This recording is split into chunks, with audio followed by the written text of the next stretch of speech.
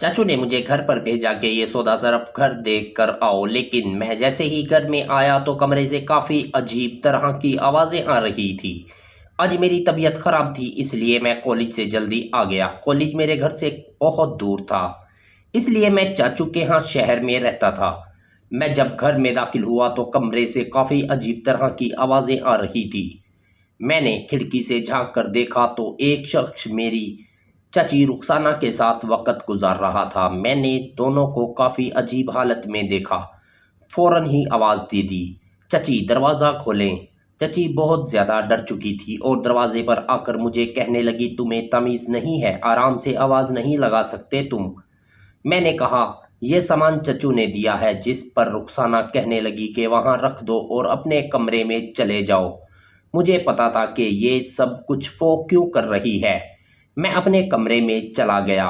मैंने खिड़की से अपना मोबाइल निकाला और वीडियो बनाने लगा, क्योंकि इस वक्त चची रुखसाना इस शख्स को घर से भेजने वाली थी।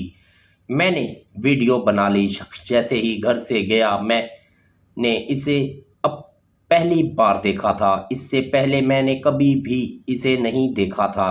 मुझे पता था कि ये इनका कोई ख़ास दोस्त होगा या चच्चू की शादी को तकरीबन 1 साल पहले हुई थी। अभी तक कोई औलाद नहीं थी। चच्चू के पास काफ़ी पैसा था, वो काफ़ी मालदार थे। जिनसे शादी की थी, इनकी इतनी ज़्यादा उम्र नहीं थी। मैं जब से शहर आया था, मैं चची को देखता था, वो मुझसे भी मजाक करती थी। काफ़ी कंधे पर हाथ कभी लगाना, कभी अजीब सी बातें करना मुझे भी काफ़ी अजीब लगती थी।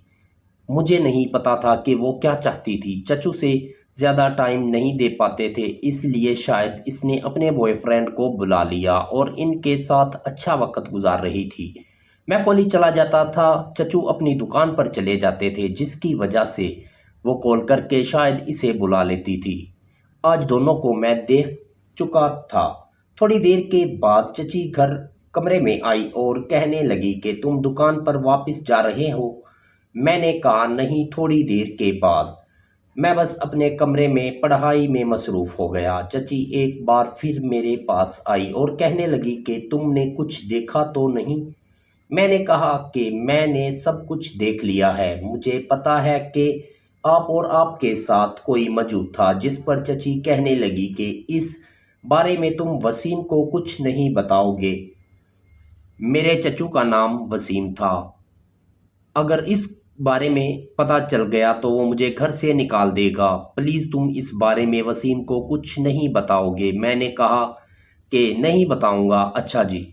मेरे पास आकर बैठ गई। तुम इसके बदले जो कुछ चाहो मैं कर सकती हूँ। मैं नहीं चाहता कि इसके बारे में मज़ीद तुम अपने चचू को ऐसी वैसी कोई भी बात करो।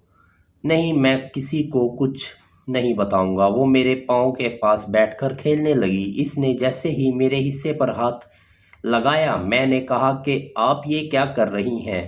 मुझे इन चीज़ों की ज़रूरत नहीं। चची बोली, इस चीज़ की ज़रूरत किसको नहीं होती, सबको ज़रूरत होती है।